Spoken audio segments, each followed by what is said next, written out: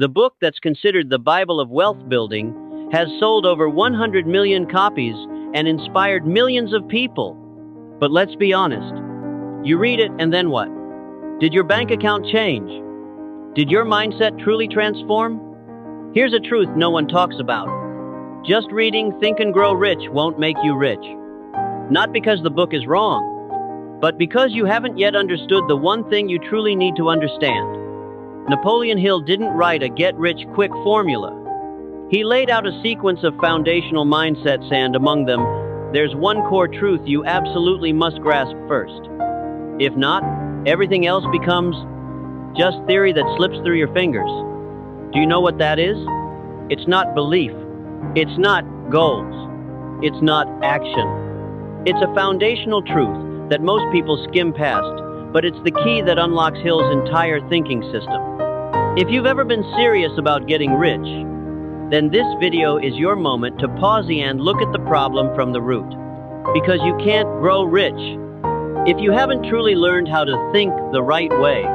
Before we talk about the overlooked secret in Think and Grow Rich, we need to return to the beginning, the man behind the book.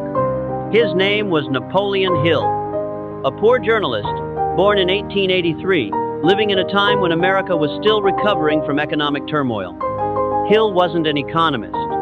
He wasn't a billionaire, but he had something rare: the ability to ask the right questions and the persistence to pursue the answers to the very end.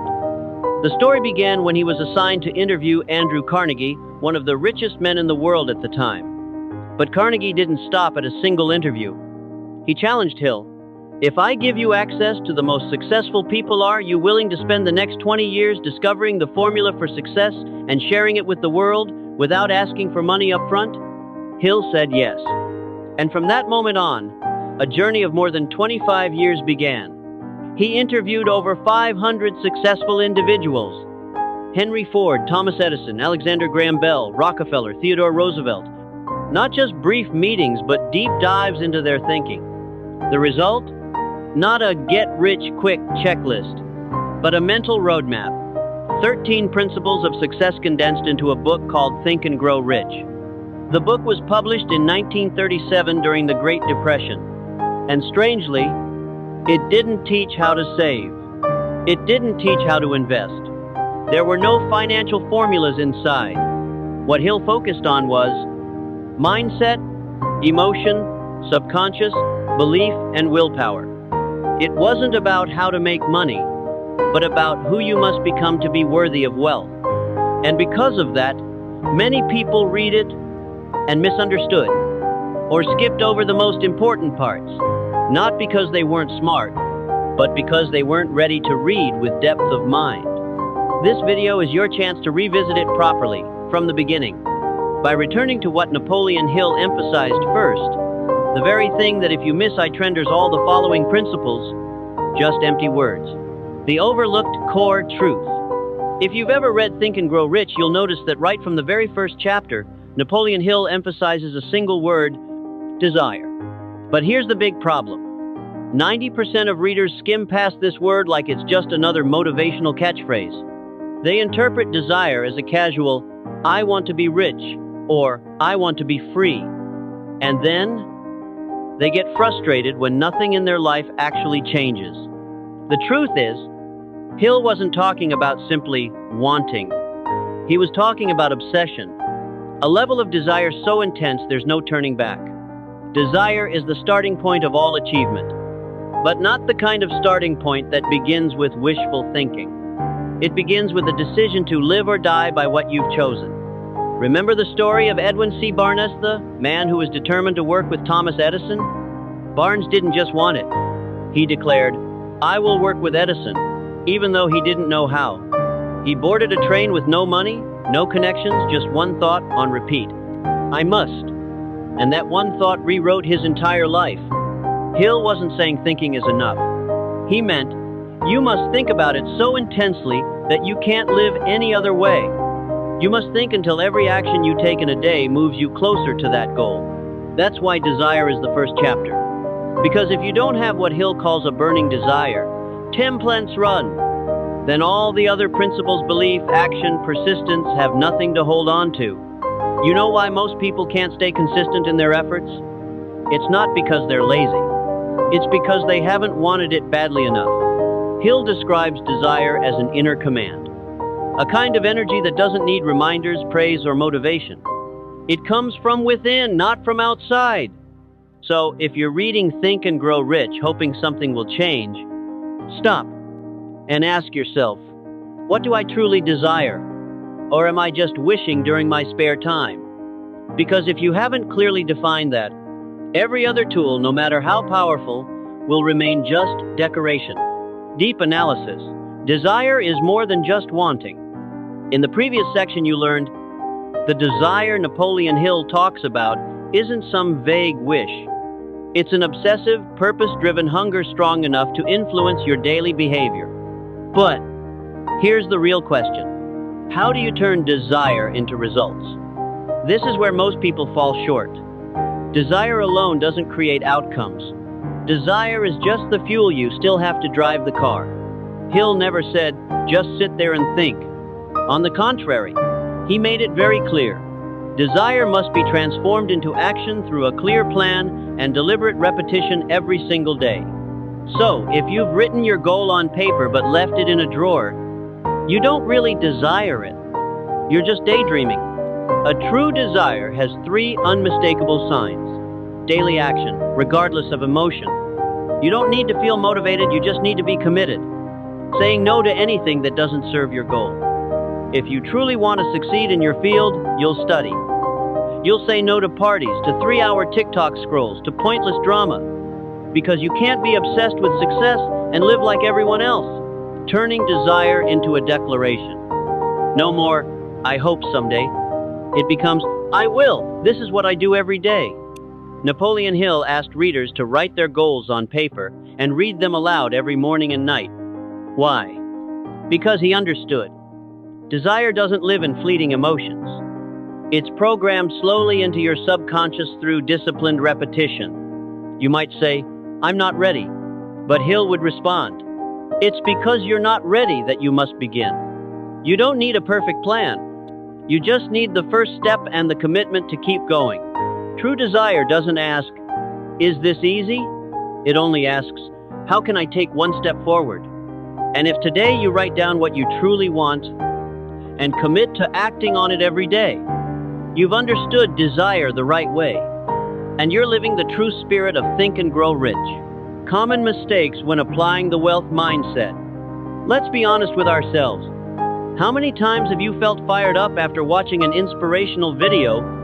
You wrote down your goals, swore you'd change, and then, 3 days later, everything went back to how it was? If that's ever happened to you, you're not alone. Napoleon Hill recognized this nearly a century ago, and he pointed out one of the biggest traps that cause 97% of people to fail. They confuse momentary inspiration with long-term commitment. See, motivation comes quickly. It makes you want to jump into action right away. But motivation isn't sustainable, and it doesn't lead to lasting results. So what does create sustainability? Habitual action even when you don't feel excited. Most people only take action when they feel motivated. But successful people act even when they're tired, bored, or doubting themselves. Napoleon Hill called this persistence, strategic endurance. In Chapter 9 of Think and Grow Rich, he wrote, lack of persistence is one of the most common causes of failure. It is a weakness shared by the majority of men. And here's why you don't stay consistent. You lack structured discipline. You don't set a fixed time to work on what matters. You have no accountability. You don't track your progress. So how can you expect to stay committed every day? You only make mental plans without writing them down. A cluttered mind leads to scattered actions. Hill emphasized, write your goals down, make a detailed plan, and read it daily. If you keep it all in your head, you're sabotaging your ability to stay on track. You never pay the real price. Every transformation has a cost. You want a great body but won't give up fast food. You want wealth but won't wake up early, learn new skills, or say no to distractions. Hill was clear. You must be willing to give up something in return for what you want. If you find yourself Wanting a lot, but your life doesn't change? Ask yourself, what am I truly committed to in my daily actions? Or am I just collecting inspiration without doing anything with it? Success doesn't come from wanting more. It comes from turning wants into a repeatable action system done daily, even when no one sees and no one cheers you on. So where should you start? After everything we've just talked about, you might be asking yourself, so where do I begin? The answer is simple. Start with the smallest action you can take today. No need to wait until you're ready. No need for a 10-page plan. No need to be perfect. Just start. Napoleon Hill never asked you to change your entire life overnight. He simply asked you to build a strong enough foundation so everything else can stand on top of it. Here are 3 action steps you can take today to bring your desire into reality. Step 1. Write your goal down, make it specific. Not something vague like, I want to be rich. But instead, I want to earn 100 million VND per month from financial consulting by the 1st of January next year. Clarifying your desire is the first step for your subconscious to receive its command. Step 2. Define the price you're willing to pay. Write this right under your goal. What am I willing to do to achieve this? Wake up at 5 a.m.? Learn 1 new skill every month? Work 2 jobs for the next 6 months? Every dream has a cost. If you don't define that cost, you'll back out the moment things get hard. Step 3. Read your commitment out loud every morning and night. This isn't some spiritual hack. It's a powerful technique to program your subconscious. Napoleon Hill called it auto-suggestion, positive self-suggestion. Your subconscious doesn't know what's real or fake it, just repeats what you feed it consistently. And when you hear yourself declare your goal every day, it becomes part of your identity. You're no longer just hoping to change. You believe you are changing. No one becomes a millionaire overnight, but every millionaire started with 1 clear decision, 1 consistent first action, and a personal commitment no one else could see. If you do these 3 steps for 30 days without missing a day, you'll begin to realize what Hill discovered long ago. Desire doesn't live in words. It lives in habits. If you've made it this far, it means you're not like most people out there, those constantly chasing temporary motivation. You've understood. Think and Grow Rich is not a get-rich-quick guide. It's a roadmap to decoding the mindset of those who've built truly great legacies. And the beginning of that roadmap? Nothing less than desire, a burning, all-consuming desire. You cannot become wealthy if you haven't clearly defined what you want and what you're willing to do for it.